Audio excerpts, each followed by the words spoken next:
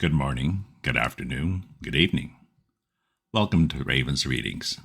I'll be reading from The Adventures of Tom Sawyer, published in 1876 by Mark Twain. It's set in 1840 along the Mississippi River near the town of Hannibal, where Twain grew up. It's been praised as a literary masterpiece and also criticized for the occasional use of the N-word and the way the character Injun Joe portrays Native Americans. Disclaimer here, I will be reading it as is, all the words. Mark Twain, or rather Samuel Clemens, was very much anti-slavery way back then, and his book does expose the prejudices of the time, and that's all part of Tom's story. I do readings twice a week, Tuesdays and Fridays, so this will take 10 weeks total. If you subscribe to my Substack newsletter, you get notified of my updates as soon as they're ready. If you enjoy this reading or have other classics you'd like to hear, leave me a comment. Last time, we spent a delightful time in church with Tom, learned how to get rid of warts with Huck, and watched as Tom's romance with Becky blossomed. In the next two chapters, Teasing a Tick, Tom's First Kiss, A Setback, and Adventures in Sherwood Forest. Chapter 7. The harder Tom tried to fasten his mind on his book, the more his ideas wandered. So at last, with a sigh and a yawn, he gave it up. It seemed to him that the noon recess would never come. The air was utterly dead. There was not a breath stirring. It was the sleepiest of sleepy days. The drowsing murmur of the 25 studying scholars soothed the soul like the spell that is in the murmur of bees. Away off in the flaming sunshine, Cardiff Hill lifted its soft green sides through a shimmering veil of heat, tinted with the purple of distance. A few birds floated on lazy wing high in the air. No other living thing was visible but some cows, and they were asleep. Tom's heart ached to be free, or else to have something of interest to do to pass the dreary time. His hand wandered into his pocket, and his face lit up with a glow of gratitude that was prayer, though he did not know it. Then, furtively, the percussion cap box came out. He released the tick and put him on the long, flat desk. The creature probably glowed with a gratitude that amounted to prayer, too, at this moment, but it was premature, for when he started thankfully to travel off, Tom turned him aside with the pin and made him take a new direction. Tom's bosom friend sat next to him, suffering just as Tom had been, and now he was deeply and gratefully interested in this entertainment in an instant. This bosom friend was Joe Harper. The two boys were sworn friends all the week and embattled enemies on Saturdays. Joe took a pin out of his lapel and began to assist in exercising the prisoner. The sport grew in interest momently. Soon Tom said that they were interfering with each other, neither getting the fullest benefit of the tick, so he put Joe's slate on the desk and drew a line down the middle of it from top to bottom.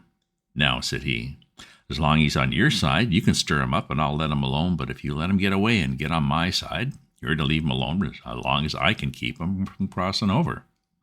"All right, go ahead, start him up." The tick escaped from Tom presently and crossed the equator. Joe harassed him a while, and then he got away and crossed back again. This change of base occurred often. While one boy was worrying the tick with absorbing interest, the other would look on with interest as strong, the two heads bowed together over the slate, and the two souls dead to all things else. At last luck seemed to settle and abide with Joe. The tick tried this and that and the other course, and got as excited and as anxious as the boys himself, but time and time again, just as he would have victory in his very grasp, so as to speak, and Tom's fingers would be twitching to begin, Joe's pin would deftly head him off and keep possession. Unless Tom could stand it no longer. The temptation was too strong, so he reached out and led a hand with his pin. Joe was angry in a moment. Said he, "Tom, you let him alone." "I only just wanted to stir him up a little, Joe." "No, sir, it ain't fair. You just let him alone." "Oh, blame it. I ain't going to stir him much." "Let him alone, I tell you." "I won't." "You shall. He's on my side of the line." "Look, Joe Harper, whose is that tick?" "I don't care whose tick it is. He's on my side of the line, and you shan't touch him." "Well, I just bet I will, though. He's my tick, and I'll do what I blame please with him or die." A tremendous whack came down on Tom's shoulders, and its duplicate on Joe's, and For the space of 2 minutes, the dust continued to fly from the two jackets and the whole school to enjoy it.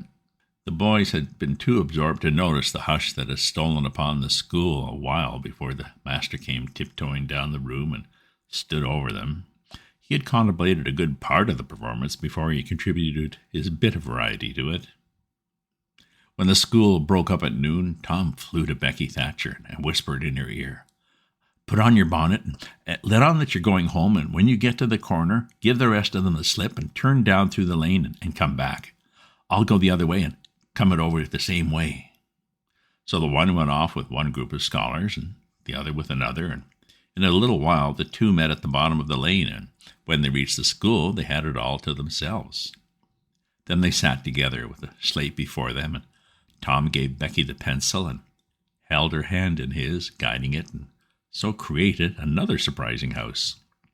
When the interest in art began to wane, the two of them fell to talking. Tom was swimming in bliss. He said, "Do you love rats?" "No, I hate them." "Oh, well, I do too, live ones, but I mean dead ones, to swing round your head with a string."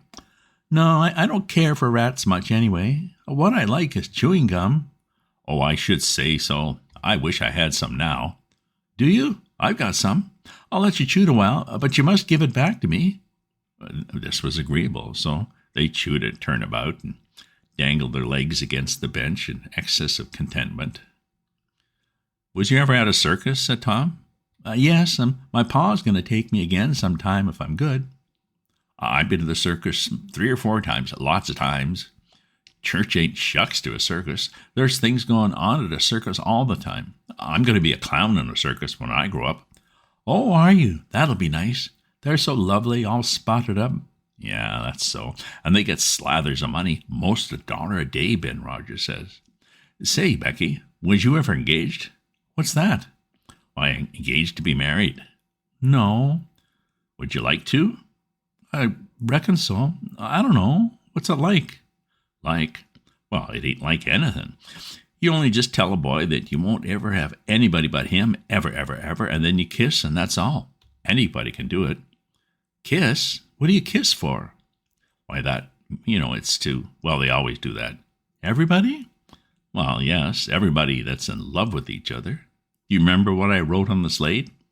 Yes." "What was it?" "I shan't tell you." "Shall I tell you?" Yes, some other time." "No, now." "Oh, no, not now. Tomorrow?" "Oh, no, now. Please, Becky, I'll whisper it. I'll whisper it ever so easy." Becky hesitated. Tom took silence for consent and passed his arm about her waist and whispered the tale ever so softly with his mouth close to her ear, and then he added, "Now, you whisper it to me just the same." She resisted for a while and then said, "You turn your face away so you can't see, and then I will. But you mustn't ever tell anybody, will you, Tom? Now you won't, will you?" "Oh, no, indeed. Indeed I won't. Now, Becky." He turned his face away, and she bent timidly round till her breath stirred his curls and whispered, "I love you." Then she sprang away and ran around and round the desks and benches with Tom after her, and took refuge in a corner at last with her little white apron to her face. Tom clasped her about her neck and pleaded, "Now, Becky, it's all done, all over but the kiss. Don't you be afraid of that. It ain't anything at all. Oh, please, Becky." And he tugged at her apron and the hands. By and by she gave up and let her hands drop. Her face, all glowing with the struggle, came up and submitted. Tom kissed the red lips and said, "Now it's all done, Becky. And always after this, you ain't ever to love anybody but me, and you ain't ever to marry anybody but me, never, ever, and forever, will you?"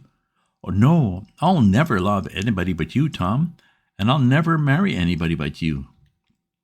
"And you ain't to ever marry anybody but me either." "Oh, certainly, of course. That's part of it.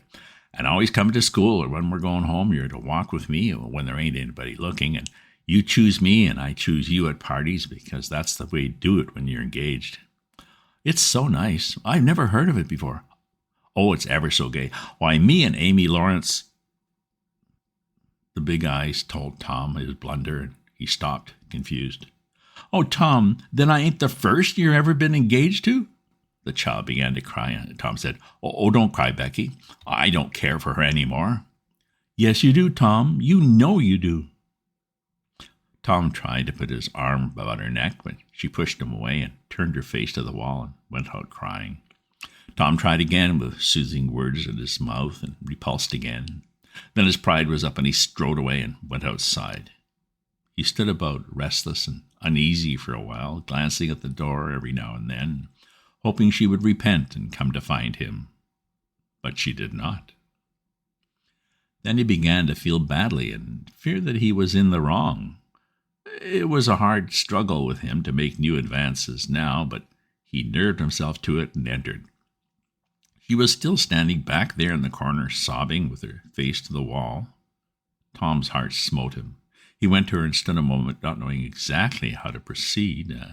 Then he said hesitantly, Becky, I don't care for anybody but you. No reply, but sobs. Becky, pleadingly, Becky, won't you say something? More sobs. Tom got out his chiefest jewel, a brass knob from the top of an andiron, and passed it around her so she could see it and said, Please, Becky, won't you take it? She struck it to the floor. Then Tom marched out of the house and over the hills and far away to return to school no more that day. Presently Becky began to suspect. As she ran to the door, he was not in sight. She flew round to the play yard. He was not there. And then she called, Tom, oh, come back, Tom. She listened intently, but there was no answer. She had no companions but silence and loneliness. So she sat down to cry again and upbraid herself, and by this time the scholars began to gather again. She had to hide her griefs and still her broken heart and take up the cross of a long, dreary, aching afternoon with none among the strangers about her to exchange sorrows with. End of chapter. Chapter 8. Tom dodged hither and thither through lanes until he was well out of the track of returning scholars and then fell into a moody jog.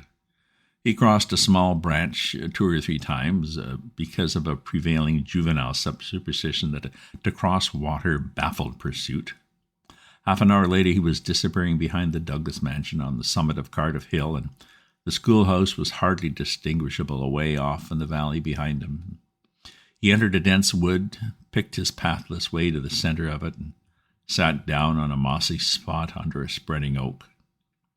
There was not even a zephyr stirring. The dead noonday heat had even stilled the songs of the birds.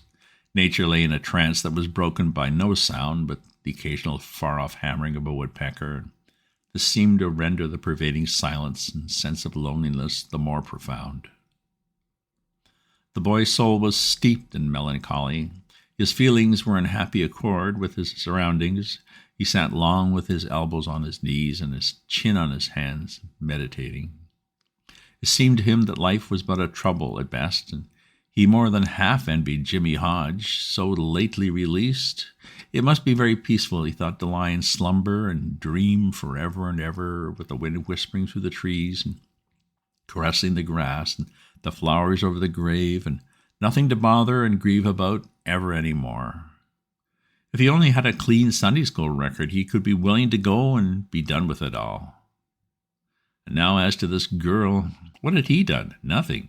He had meant the best in the world and been treated like a dog, like a very dog. She would be sorry someday, maybe when it was too late, if he could only die temporarily. But the elastic heart of youth cannot be compressed into one constrained shape long a time. Tom presently began to drift insensibly back into the concerns of this life again.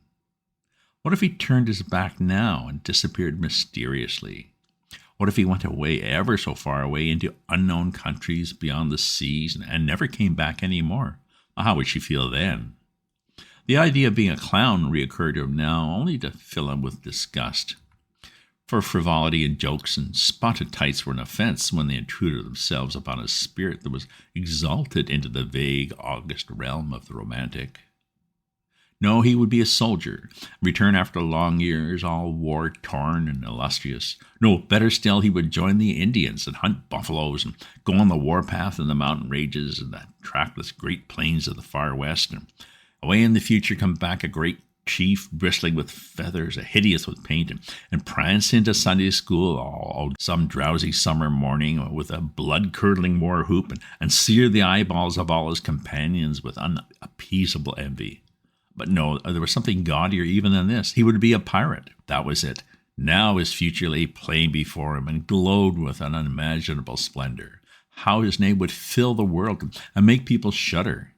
How gloriously he would go plowing the dancing sea in his long, low, black-hulled racer, the spirit of the storm, with his grisly flag flying at the fore. And at the zenith of his fame, how he would suddenly appear at the old village and stalk into church, brown and weather-beaten in his black velvet doublet and trunks, his great jack boots, his crimson sash, his belt bristling with horse pistols, his crime-rusted cutlass at his side, his slouch hat with waving plumes, his black flag unfurled with the skull and crossbones on it, and here with swelling ecstasy that the whisperings, "It's Tom Sawyer, the pirate, the black avenger of the Spanish Main." Yes, it was settled. His career was determined. He would run away from home and enter upon it. He would start the very next morning. Therefore, he must now begin to get ready. He would collect his resources together. He went to a rotten log near at hand and began to dig under one end of it with his Barlow knife. He soon struck wood that sounded hollow. He put his hand there and uttered this incantation impressively. "What hasn't come here, come. What's here, stay here." Then he scraped away the dirt and exposed a pine shingle. He took it up and disclosed a shapely little treasure house whose bottom and sides were of shingles. In it lay a marble. Tom's astonishment was boundless. He scratched his head with a perplexed air and said, "Well, that beats anything." Then he tossed the marble away pettishly and stood cogitating. The truth was that a superstition of his had failed here, which he and all his comrades had always looked upon as infallible. If you buried a marble with certain necessary incantations and left it alone a fortnight and then opened the place with the incantation he had just used, you would find that all the marbles you had ever lost had gathered themselves together there, meantime, no matter how widely they'd been separated. But now, this thing had actually and unquestionably failed. Tom's whole structure of faith was shaken to its foundations. He had many a time heard of this thing succeeding, but never of its failing before. It did not occur to him that he had tried it several times before himself, but could never find the hiding places afterward. He puzzled over the matter some time, and finally decided that some witch had interfered and broken the charm. He thought he would satisfy himself on that point, so he searched around till he found a small, sandy spot with a little funnel-shaped depression in it. He laid himself down and put his mouth close to this depression and called, "Doodlebug, Doodlebug, tell me what I want to know. Doodlebug, Doodlebug, tell me what I want to know." The sand began to work, and presently a small black bug appeared for a second and then darted under again in a fright. He dasn't tell, so it was a witch that done it. I just knowed it. He well knew the futility of trying to contend against witches, so he gave up discouraged. But it occurred to him that he might as well have the marble he had just thrown away, and therefore he went and made a patient search for it, but he could not find it. Now he went back to his treasure house and carefully placed himself just as he'd been standing when he tossed the marble away, and then he took another marble from his pocket and tossed it the same way, saying, "Brother, go find your brother." He watched where it stopped and went there and looked, but it must have fallen short or gone too far, so he tried twice more. The last repetition was successful, and the two marbles lay within a foot of each other. Just here the blast of a toy tin trumpet came faintly down the green aisles of the forest. Tom flung off his jacket and trousers, turned a suspender into a belt, raked away some brush behind the rotten log, disclosing a rude bow and arrow, a lathe sword, and a tin trumpet, and in a moment had seized these things and bounded away bare-legged with fluttering shirt. He presently halted under a great elm, blew an answering blast, and then began to tiptoe and look warily this way and that. He said cautiously to an imaginary company, "Hold, my merry men, keep hid till I blow." Now appeared Joe Harper, as airily clad and elaborately armed as Tom. Tom called, "Hold, who comes into Sherwood Forest without my pass?" Guy of Gisborne, once no man's past. Who art thou that dares to hold such language? Said Tom, prompting, for they talked by the book from memory. Who art thou that dares to hold such language? I indeed, I am Robin Hood, as thy caitiff carcass soon shall know. Then art thou indeed that famous outlaw? Right gladly will I dispute with thee the passes of the merry wood. Have at thee. They took their lathe swords and dumped their other traps on the ground, struck a fencing attitude, foot to foot, and began a grave, careful combat, 2 up and 2 down. Presently Tom said, Now, if you've got the hang of it, go lively. So they went it lively, panting and perspiring with the work. By and by Tom shouted, Fall, fall, why don't you fall? Well, I shan't. Why don't you fall yourself? You're getting the worst of it. Why, that ain't anything. I can't fall. That ain't the way it is in the book. The book says, Then with one backhanded stroke he slew poor Guy of Gisborne. You're to turn around and let me hit you in the back. There was no getting round the authorities, so Joe turned, received the whack, and fell. Now, said Joe, getting up, you got to let me kill you. That's fair. I can't do that. It ain't in the book. Well, it's blame mean, that's all. Well, say, Joe, you can be Friar Tuck or Much the miller's son and lame me with a quarterstaff, or I'll be the sheriff of Nottingham, and you be Robin Hood a little while and kill me. This was satisfactory, and so these adventures were carried out. Then Tom became Robin Hood again, and was allowed by the treacherous nun to bleed his strength away through his neglected wound. And at last Joe, representing a whole tribe of weeping outlaws, dragged him sadly forth, gave his bow into his feeble hands, and Tom said, Where this arrow falls, there bury poor Robin Hood under the greenwood tree. Then he shot the arrow and fell back and would have died, but he lit on a nettle and sprang up too gaily for a corpse. The boys dressed themselves, hid their accoutrements, and went off grieving that there were no outlaws any more, and wondering what modern civilization could claim to have done to compensate for their loss. They said they would rather be outlaws a year in Sherwood Forest than President of the United States forever. End of chapters. Such up and downs. A first kiss, and a first fight, and then the excitement of a battle in Sherwood Forest. Remember to let me know what your preferences are for readings. If you subscribe to my newsletter, you'll get notified of my updates as soon as they're ready. If you enjoy this reading or have other classics you'd like to hear, leave me a comment. Check out my other posts on my Substack at ravensview.substack.com. And remember to share this with your friends. Ta-ta for now.